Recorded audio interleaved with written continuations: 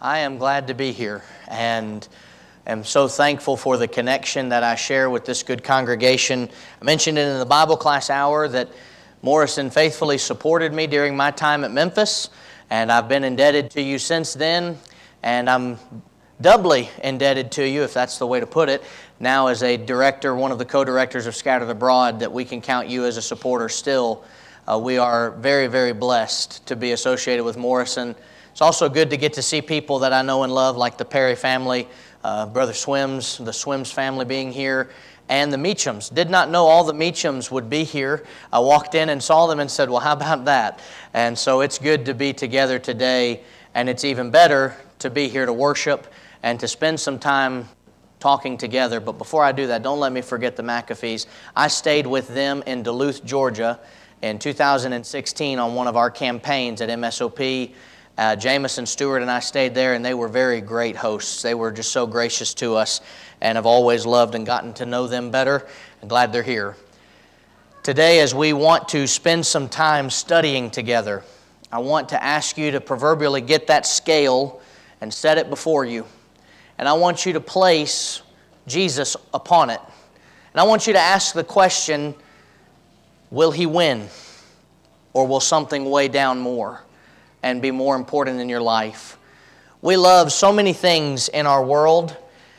For example, there is a coffee place that I learned in 2016 I should say, was asked to go out to Kennewick, Washington. And when we got off the plane, a good buddy of mine, he said, hey, we're going to go get something from the local coffee place. I said, I don't drink coffee. And he said, well, you'll drink what I'm going to buy you, and if you don't like it, oh well. I said, okay. So he takes me to a place called Dutch Bros Coffee, and he orders me this drink. That is one of the best drinks I have ever had.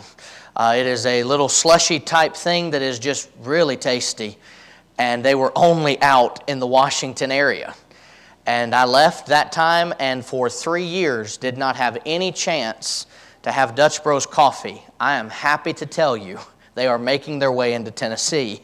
In fact, there's one not too far from Polishing the Pulpit. So if you want to know where I am if I'm missing this upcoming week, I'm probably at Dutch Bros, because it was just, I couldn't believe it. Loved it. And I'll tell everybody about it. I do the same thing that minister did for me. If you want to go, I'll buy you a drink from there, and if you don't like it, oh well.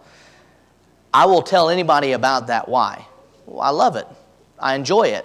It's easy to talk about. It's football season almost again.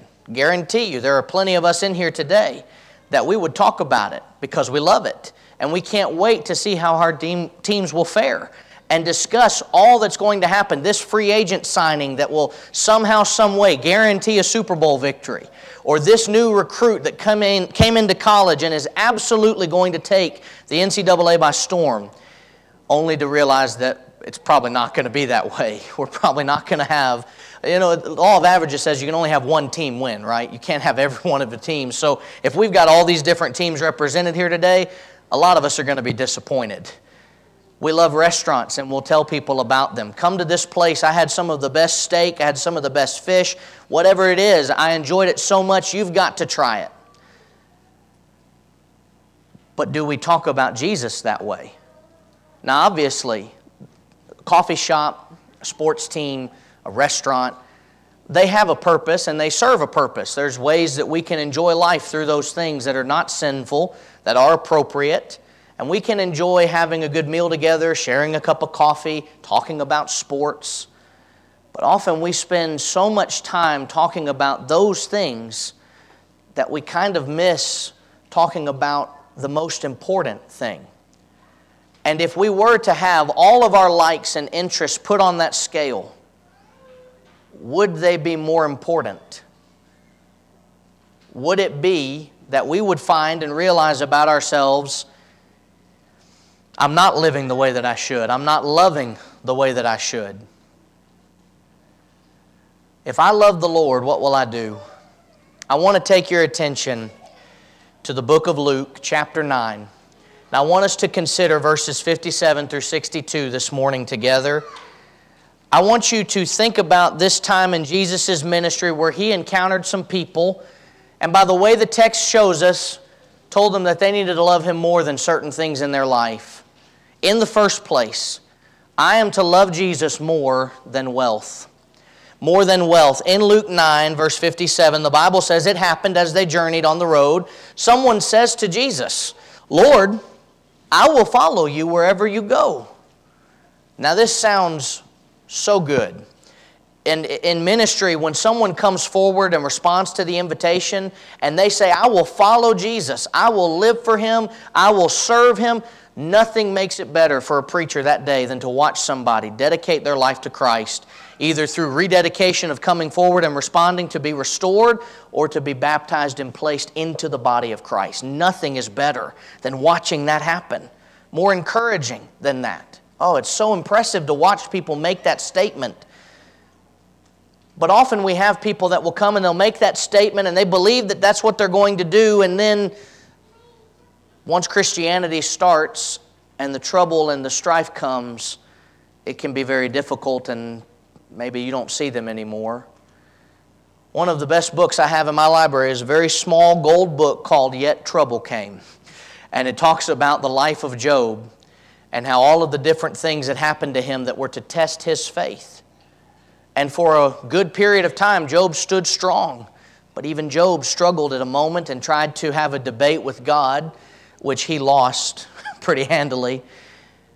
But we sometimes deal with life and we see what it's going to be like to be a Christian, and we say, I'm going to follow you, Jesus, but will you really? You know, there's this excitement occurring in this time in the book of Luke. Jesus is going around. He is showing all of this miraculous power. He is taking care of people. And it's not uncommon to watch someone look at that and say, I want to be a part of this. I want to know. I want to experience this. And so he says, I will follow you, but did he count the cost? You know, it's not just Luke 9 and verse 58 where Jesus says that he needs to count the cost. There's another passage in Luke that we'll get to in just a moment that talks severely about counting the cost, about being a disciple and doing what's right for the Lord. But in Luke 9:58, Jesus says to this man, foxes have holes, birds of the air have nests, the Son of Man doesn't have anywhere to put his head. Now, I can tell you, as a traveling minister now, not every place that you stay in is created equal, especially if you're in a chain of something. You might go somewhere that looks really nice, and then you get in there and it's not. I was staying somewhere recently at this hotel, and I went there and I said, hey, the Wi-Fi isn't working. And all of my work is based off of Wi-Fi. I need the internet to be able to work. The lady said, sir, I'm sorry, but our building was hit with lightning a few months ago, and we haven't recovered from that yet. I said, when do you think you'll be recovered from it? That seems like a pretty big deal. And she said, well, to be honest, we don't know what the problem is. That wasn't a great stay that night. And then as luck would have it, I was traveling through Missouri, stopped in Dyersburg, Tennessee on my way to Missouri, and I walked in, and the first thing they said when I checked in, they said, Mr. Clarke, we're sorry to tell you there's no Wi-Fi. I said, how is this possible? 2 stays in the same month? And I said, well, when do you expect it to be back up? She said, next Tuesday. I was there one night. So again, 2 in a row, it's not always created equal. And then you might go and stay somewhere, and it's one of the best places you've ever stayed, and you think, man, I'm going to mark that down. I'm going to stay. You might go somewhere and be treated and absolutely pampered like we were when we stayed with the McAfees in Duluth. And you think, you know what? I can trust that they will take care of me. But with Jesus, Jesus doesn't have a hotel chain that he is a diamond member at because he stayed there all the time. Jesus doesn't have a chain of places where he can depend upon to stay. In fact, what he's saying here in Luke 9:58 is, we don't know where our next bed will be. We don't know where the next place is that we'll be able to lay our head down at night and go to sleep. And in fact, it may be outside for all we know. It may be that we're traveling and we can't get anybody, then we can't stay anywhere with anybody, and so we're just going to plop down into a place that's most comfortable and we'll do what we can. Today we are so creature comforted by so many things that when we don't have them, it's awful. Has your air conditioning unit ever gone out during the summer? And you think, how can people live like this? And then you might recall that you've heard stories of people who did live throughout life without an air conditioning unit. And you think, I've got to have AC. Years ago, the power went out at the school. I slept in my car that night because I thought I'd rather have the AC of my car and have that going, and I can fill up in the mornings than try to sleep inside that apartment where it's all hot and stuffy. We become so just dependent upon these creature comforts that when we don't have them, it's like, how can we function? Well, even back in this time, there were creature comforts that they experienced that were good for their modern day. And this individual was told, I don't have a place to lay my head at night. Now, Jesus knows the hearts of man. He understands what's going to make it difficult for a man to want to follow Him. And He knew with this individual, that's what He needed to talk about. But I want to take your attention to Luke 14 for a moment, because Jesus talks about in verses 28 through 33, two individuals, two types of people that count the cost and the peril of not counting the cost. In the first place, He says, which of you intending to build a tower doesn't first sit down and count the cost to see whether they've got enough money to finish? In Oakland, Tennessee, where I lived for 5 years, it's kind of a rural area. There's not a lot of things to do. About 10 minutes down the road, though, was Bartlett, Tennessee. And in Bartlett, Tennessee, there were a lot more things to do. But halfway between Bartlett and Oakland, we drove by one day and we saw a sign on this hill, Future Home of Malco Theaters.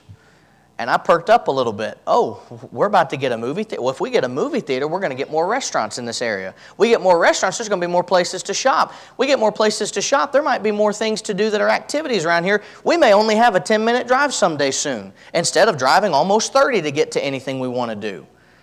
And for about 3 years, we drove past that sign and drove past that sign. And recently I was in Oakland, Tennessee, and I drove past that area, and that sign is gone. And there's no Malco on that property. Which of you, intending to build a building, doesn't first sit down and ask, can we do it? Do we have everything in place to do it?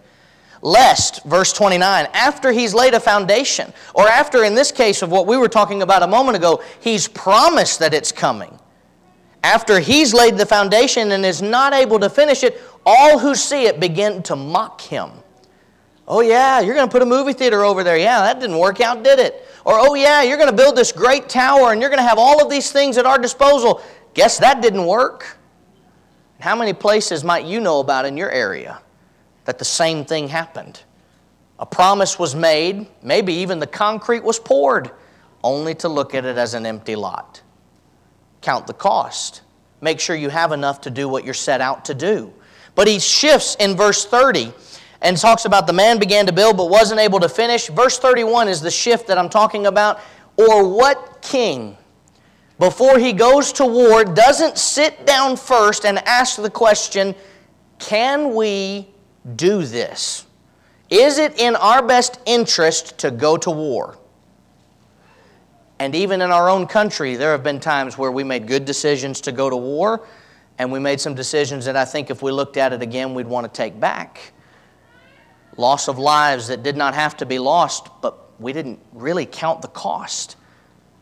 And if we don't do that, we're going to be in danger of potentially even losing a war. And losing a war has much higher stakes than building a building and not being able to finish. And Jesus talks about this counting the cost. He says in verse 33, what's the message of what I'm talking about? Well, Jesus says, likewise, whoever of you does not forsake all that he has cannot be my disciple. I wonder if when Jesus said that, he thought about this man. I wonder if when Jesus made that statement, he remembered back to that day when that man came up and said, Lord, I'll follow you wherever you go. Well, I don't have any place to lay my head at night. And that man didn't follow Jesus. We shift to another person. And so we have to ask for modern day application, what about me and you? What if that became our reality? Would we still love Jesus if we had to lose everything we owned? Would we still wake up and say, this is the day the Lord has made, I'll rejoice and be glad in it because I'm a Christian, I have what I need, that's all that matters? Or would we simply say, like so many others, you know, God, I loved you when you had my back, but now that I've lost everything, I guess you don't have my back anymore, so I'm going to go and do something else. We are so blessed today to have everything that we have, to be where we are, and to have the opportunity to assemble together in a building like this, to worship God together, to when we leave, have the opportunity to go and eat and be blessed with nourishment and to have clothes on our back, shoes on our feet, all of the things that we would need, we've got. But we can become pretty greedy. I have a 5-year-old and about a 15-month-old. The 15-month-old is more grateful than the 5-year-old. My son Adam will be sitting at the dinner table and he'll say, I don't want to eat this. I'll say, well, then I guess you just don't need to eat. He always looks so shocked. I mean, we've had this conversation a multitude of times, but he always looks so shocked and acts like, what do you mean I don't need to eat? Well, that's what Mama and Daddy put in front of you, and we're going to eat it, and we're going to enjoy it. You can eat it too. Well, I don't like it. I want this instead. That's really too bad, man. I'm sorry. You can't have that. You're going to eat what we're eating. But I hate this. Sorry. What do you want? How many different ways can we tell you no before it's going to get through your head? And finally, after a few minutes of a 5-year-old little hissy fit, he sits down and does what? Picks up his fork and he starts eating. That 5-year-old can be so ungrateful because he's 5, he's learning. And we're trying to train him. Go to a store after Christmas. Can we go to the toy aisle?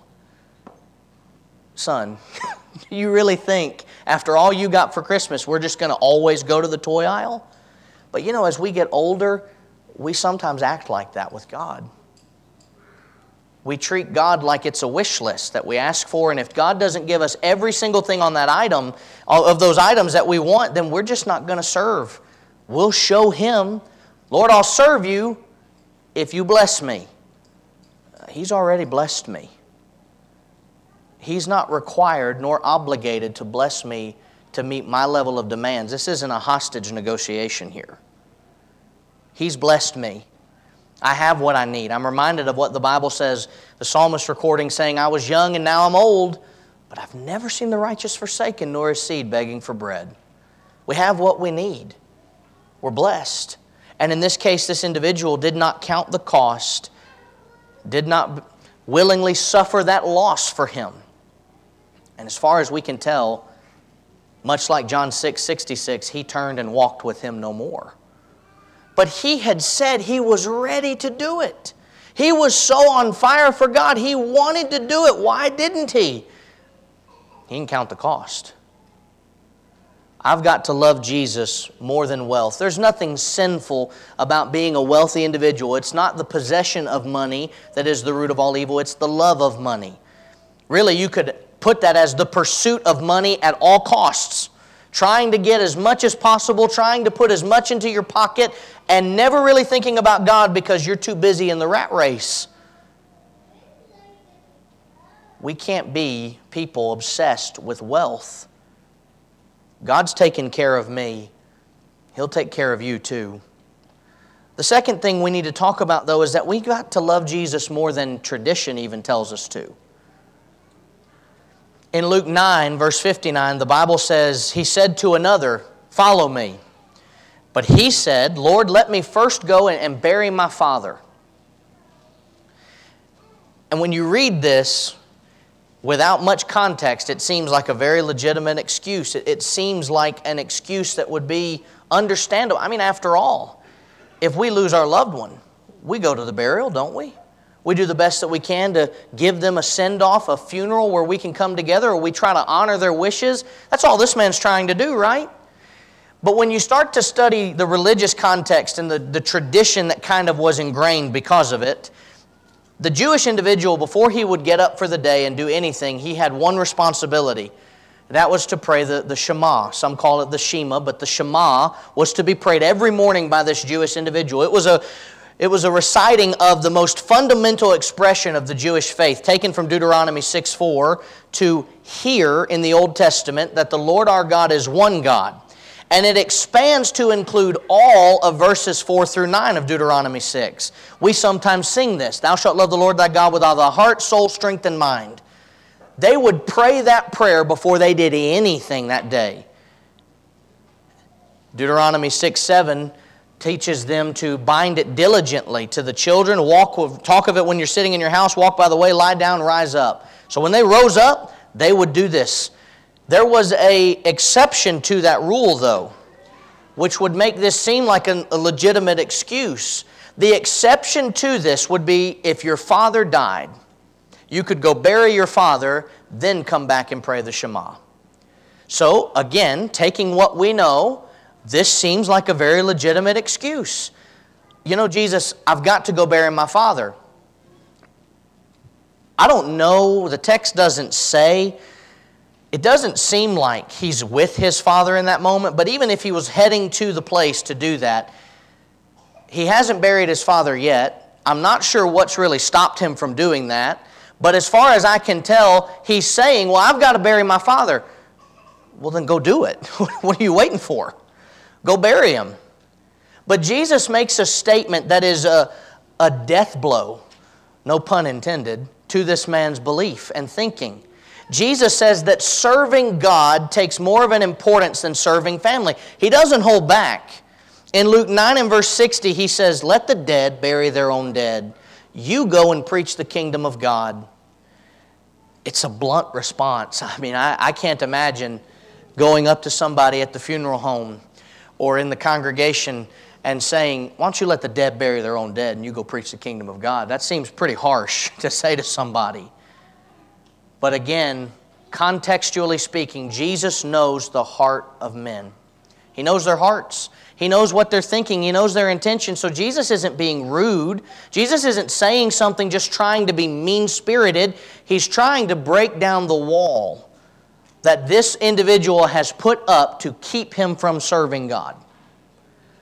And you know, unfortunately, there are so many people today that do the same thing.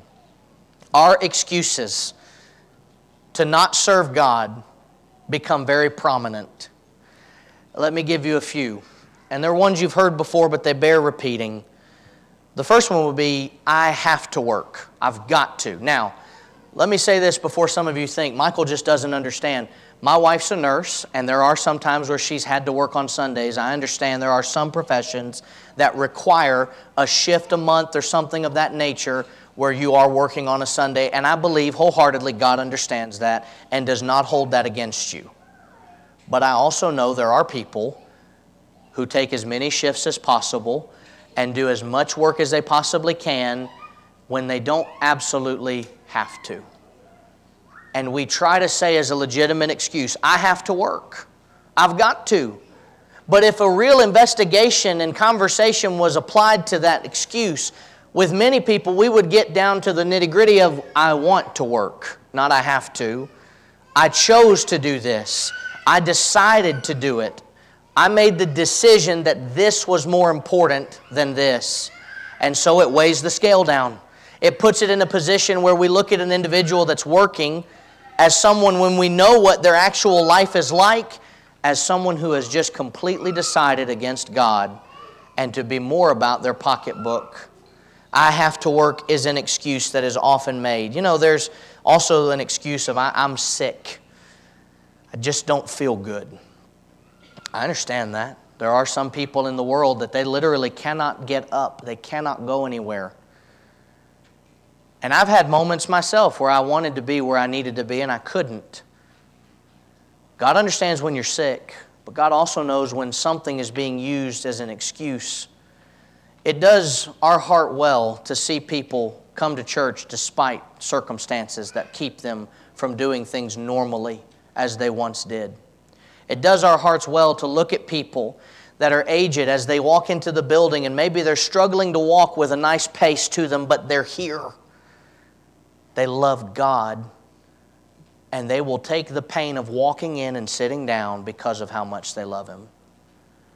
But then sometimes we will wake up and we'll feel a little bit lightheaded. We'll feel a little bit under the weather, and we could probably make it, but we're just going to decide not to. Or Wednesday comes and it's a busy week and I just don't feel like going there. I just don't feel like that's a good thing, and we just don't make it. God knows your heart, just like He knows the hearts in this time. He knows if the excuse is legitimate or not. And in the case of this individual, it's not a legitimate excuse. Let me give you one more. How many times have you heard throughout life, Well, we can't make it to services because we have a ball game, we have homework, we have all these other things going on. And we need to be there for that, or they're going to get kicked off the team, or this will happen, and they won't make this grade, and all of these things will take place, and it's going to be horrible. If you'll allow me, and please excuse the bluntness behind this, but your kid's probably not going pro. I mean, just think about it. Do you watch these professional athletes? Do you see how just talented they are above the board? It's incredible when you watch college players that make it into the NFL play their first game, and they realize just how talented the NFL is compared to college. No, Alabama could not beat the worst NFL team on their best day. There's just no way. They're not talented enough yet. I hope you'll permit that if you're an Alabama fan. If not, I really don't care. But when you look at life, we look at things and say, my child's going to go pro. No, they probably won't. I love them. I appreciate them. And I know playing is a fun sport. It's enjoyable. But where's the focus? And to be honest with you too, most of what you will learn in school that you will carry on later in life, a lot of it won't end up being as important as they make it out to be the day of. So yes, still do your assignments, work and study hard. But you know, my teachers told me for years, Michael, you will never have a calculator. Stop doing it. Show your work without the calculator. I am happy to report that I carry a calculator with me everywhere that I go. And I've got multiple. It's on my computer. It's on my iPad. It's on all the other things that I have that has a calculator on it. If I need to know the problem of something, I could even Google it. So why did I have to show my work? Well, because there are some professions that are very important and dependent upon math, and if you're going to go into that, you need to know it. But most of what I learned in school didn't end up being all that important in preaching. And there are some jobs where what we make sound so important and so massive really doesn't matter. We need to put the right priority in the right place. And let's take it to the other extreme. Say that your child does go pro. Say that they are one of the few that are going to be blessed enough and talented enough to do that. Do we really want them to believe from the very bottom age of life to the top that Jesus doesn't matter? Do we really want them to look at the sport as the God that they serve and they don't have to go to church because I've got to do this? I know of a brother who did make it into professional basketball. And every Sunday, he either did a service with his family to ensure that he worshiped, or he would watch an online service because he had to be at work when that would happen. God understands that, but he made it an emphasis in his life to not make an excuse to neglect worship. And when he was in a place where there was a congregation nearby, guess what? He was there. That's the dedication that's required of us. But so often we will make an excuse and basically say it's legitimate because of this or because of that. It's not worth it. Jesus says about a man whose father died, it's not worth it. What does he think about travel ball? What does he think about homework? What does he think about those other? If your own father doesn't matter in regards to serving the kingdom, if that's more important, what would he say about the sports that we'll all age out of? What would he say about the homework that will one day cease and no longer be important? We need to be careful that we don't begin to sound like this man and plant our feet firmly in the ground and plant that flag into the ground and say, Jesus, you've just got to get with it. We can't do that. We must love Jesus more than even our own traditions tell us to. In this case, this tradition was from a religious nature even. And it was acceptable. But Jesus says it's not what you need to be doing. Finally, we need to talk about loving Jesus more than family. There's a man who comes in verse 61 that says, Lord, I will follow you, but first let me go home and bid them farewell who are at my house. Let me do that.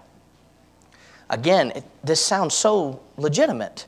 It sounds like the focus of this man is in the right place. I mean, after all, if someone's about to be shipped overseas, we want their family to send them off, don't we?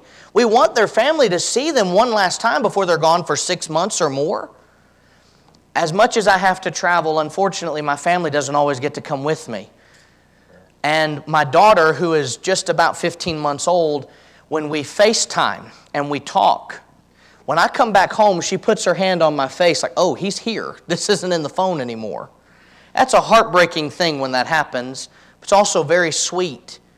But I can't always take my family with me.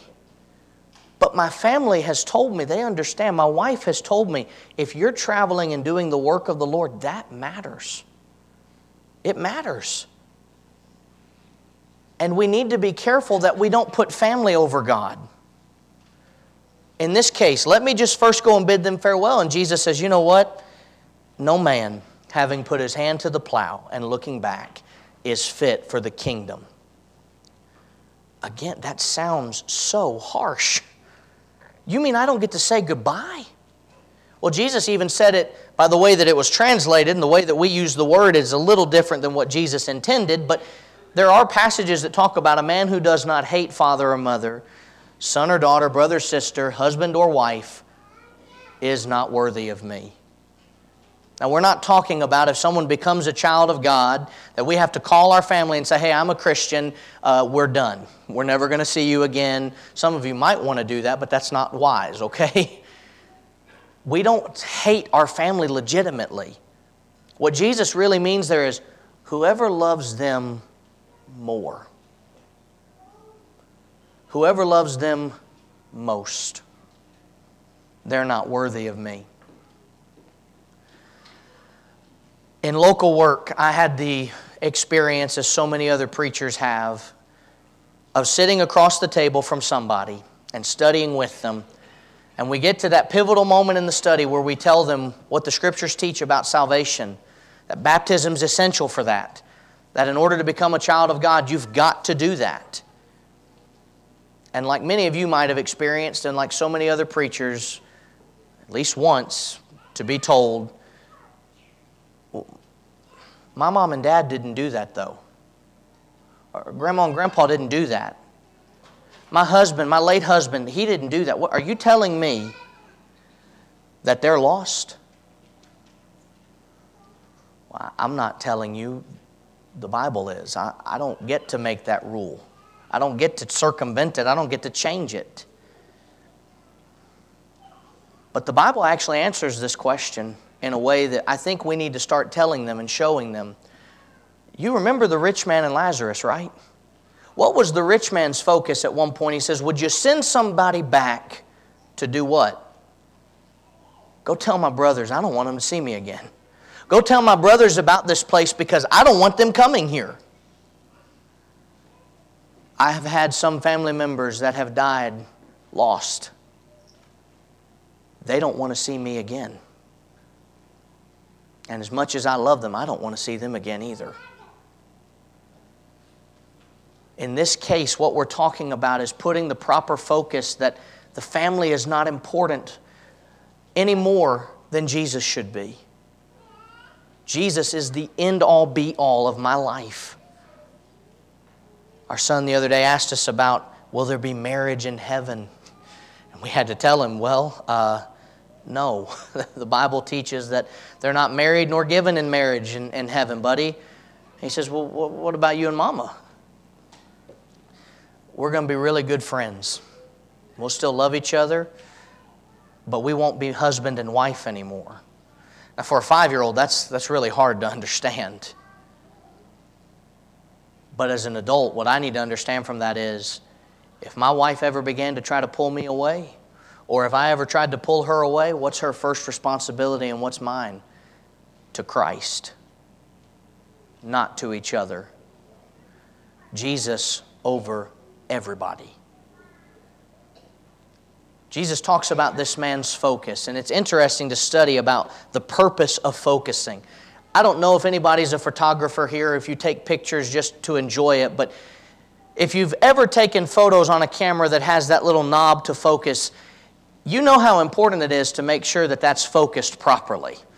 Because if you've ever taken a photo that's blurry, there really ain't much you can do to fix it. There are some programs that will try, but not very well. And this was proven right. Recently, we were trying to find a photo of my grandfather and my dad and I when we were a part of that debate in 2017 against Michael Bronner, and the only photo we could find was blurry. Well, it's not like we can step back into 2017 and retake it. The purpose of focusing with a camera is to find a fixed point and focus on that, and then when you zoom out, you'll be able to see the person more clearly. When I worked as a cameraman at GBN, they taught us, go to the eyes.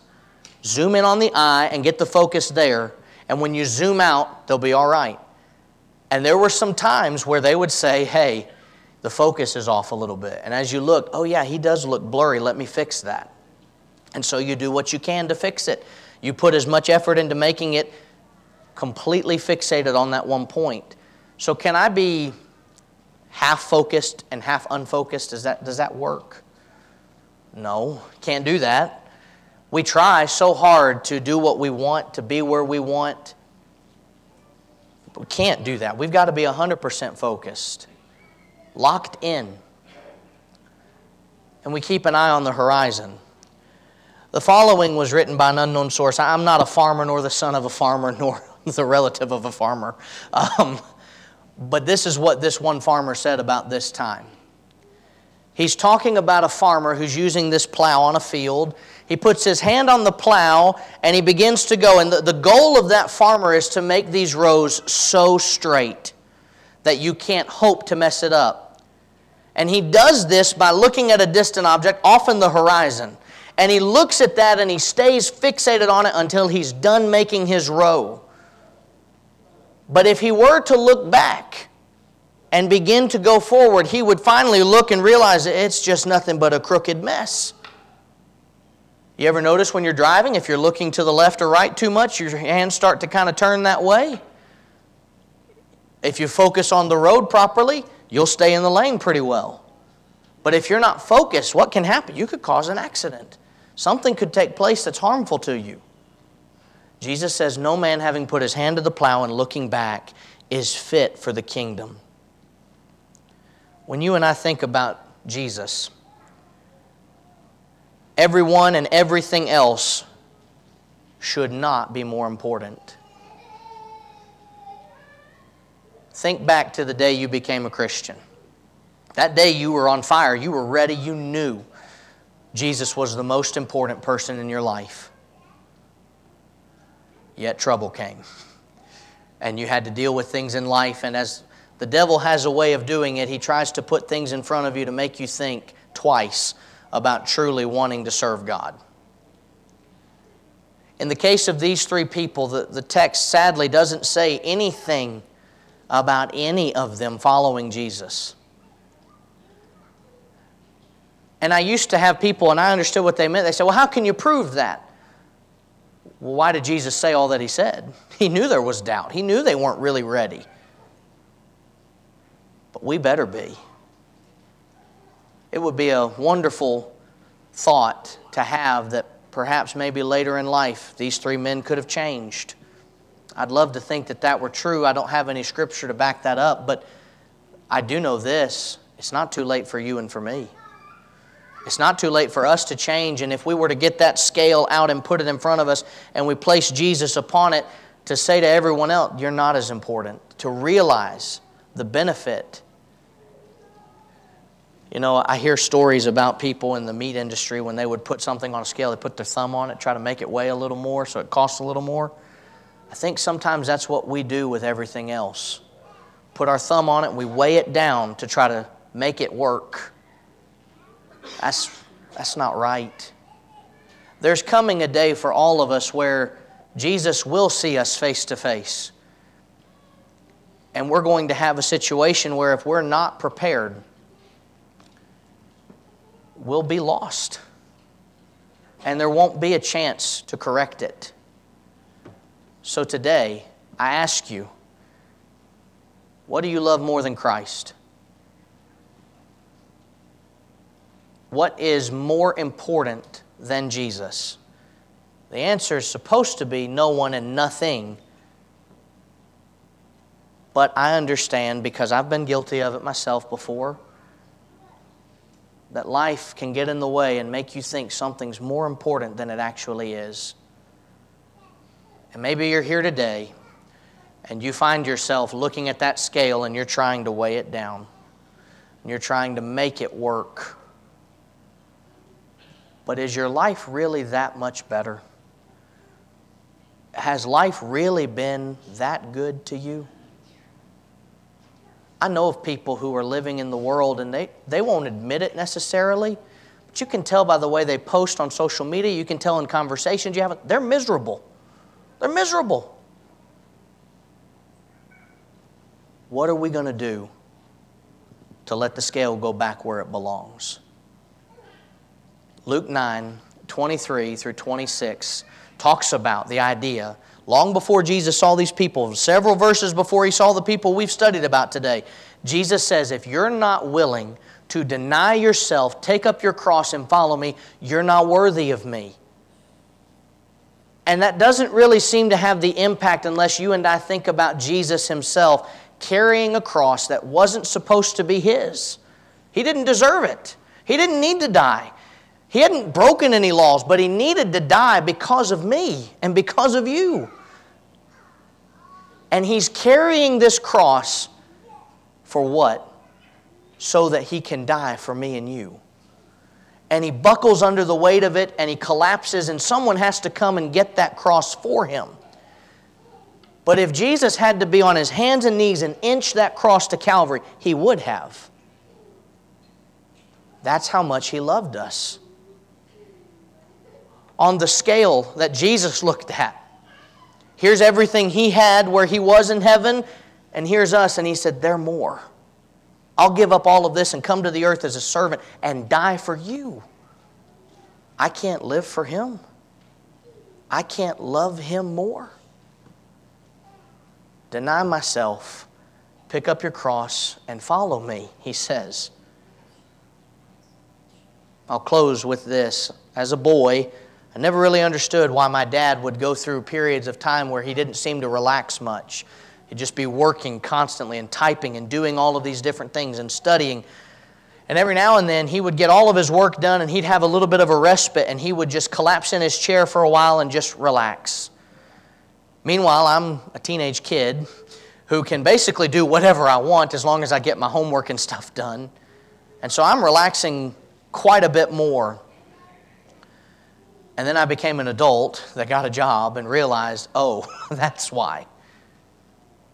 For the first time in several weeks last night, I just got to relax for a while. Because all that I had going on, I had finally completed the majority of it, and I have a little respite before PTP with all the stuff going on with that. I enjoyed that. I was appreciative of that. And it reminded me of my dad working hard so he could get to a point where the relaxation could take place. Brethren, friends, we work hard in this life to please God now so our eternity can be far better. That's what it's all about. And so today, if you're here and you're not a child of God, what better way to make this day special and a joyous occasion than to obey the gospel by hearing, believing, repenting, confessing, and being baptized? That's all throughout the book of Acts. They're not made up. We didn't just come up with that one day and use it. And if you are a child of God, but you find yourself with that scale not tipped the way that it should, what better way than to take your thumb off of it and say, I surrender all. I will go and serve Him again. I will repent and be restored. Whatever need you have, won't we choose to love Jesus more as together we stand and sing?